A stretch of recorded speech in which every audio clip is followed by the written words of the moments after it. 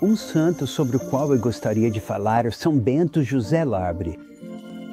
Ele nasceu em meados do século XVIII na França. Ele era o filho mais velho de uma família de 15 filhos e seu maior desejo era ser sacerdote. Ele tinha um tio que era padre e que o estava ajudando nesse empreendimento.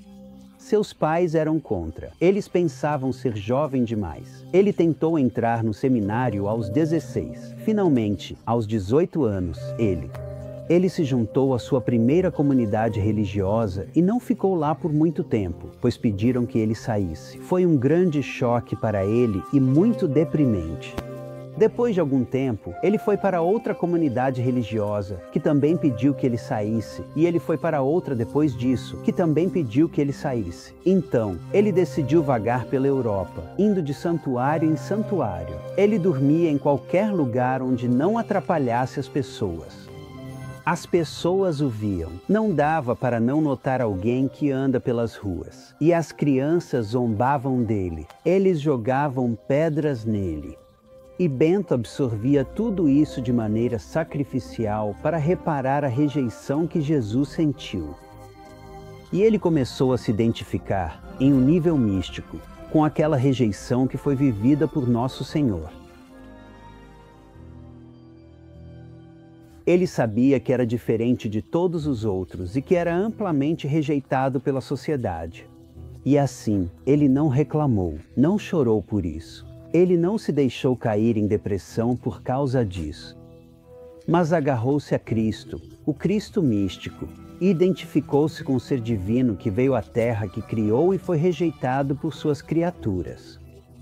Sua espiritualidade de identificação com a rejeição de Cristo era tão grande que ele nem mesmo retirava as pulgas que estavam em seu corpo.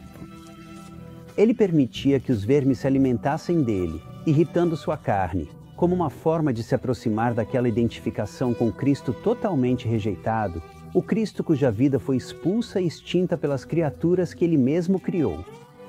Ele vagou de santuário em santuário por toda a Europa e, eventualmente, se estabeleceu em Roma. Ele vivia como mendigo. Ele pedia comida e, do que recebia, ficava com uma parte e dava o restante aos outros pobres.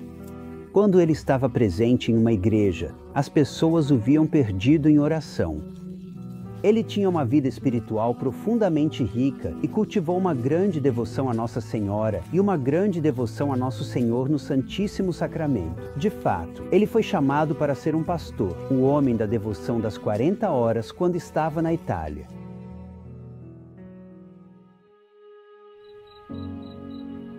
Para ir de onde ele descansava cada noite até um santuário específico de que gostava em Roma, ele cortava caminho pela Piazza Navona, uma das praças mais famosas de Roma.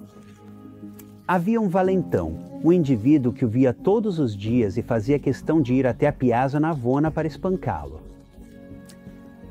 E ainda assim, São Bento José Labre continuava essa jornada todos os dias e não permitia que as dificuldades o desviassem de seu caminho. Agora, por que ele faria isso?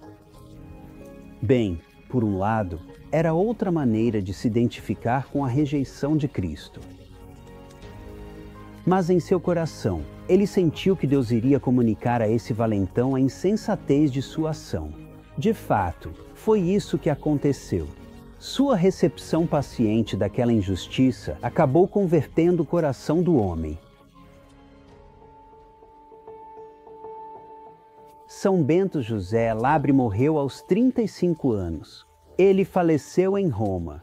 Ele morreu na igreja de Santa Maria ai Monte, que não fica longe do Coliseu, onde dormiu muitas noites. Ele morreu com uma profunda reputação de santidade. Ele era um grande amigo das outras pessoas de rua. Em muitas ocasiões, ele fez com que a comida se multiplicasse na presença deles. Ele tirava uma tigela de ervilhas. Aquela tigela de ervilhas, e ele a comeria. Haveria para cada mendigo, ninguém que vivia nas ruas de Roma. Numerosos cardeais compareceram ao seu funeral e quase 150 milagres foram registrados nos 3 meses após sua morte, que ocorreram em seu túmulo. E seu túmulo é uma coisa de glória. Está dentro da igreja de Santa Maria ai Monte. Para mim, é absolutamente facilmente o túmulo mais bonito de qualquer pessoa em Roma. É esculpido em mármore, de mármore sólido. As complexidades do corpo de São Bento José Labre. Você pode ver seu corpo emaciado, debilitado, desgastado por suas caminhadas, mas também pela desnutrição, deitado sobre almofadas. Isso cria uma bela visão da glória e da riqueza que havia em sua vida interior. A devoção, amizade e amor a Deus que sustentavam e sempre brilhavam dentro dele enquanto vagava e vivia dia a dia. Portanto, vamos invocar São Bento José Labre. Vamos olhá-lo como nosso amigo e intercessor. São Bento José Labre, rogai por nós.